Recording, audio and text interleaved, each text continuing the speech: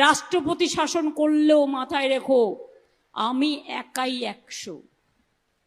বাকি কি আছে?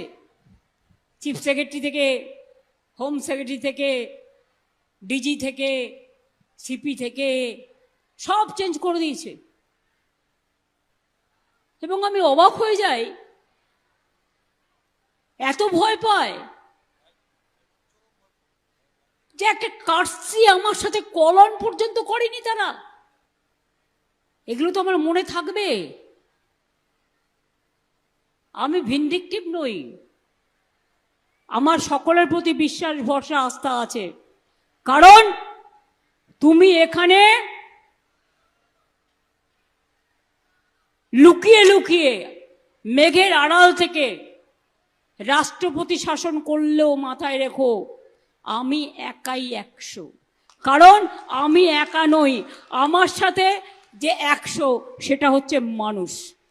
মানুষ আমার সাথে থাকলেই হবে, আমি আর অন্য কিছু চাই না।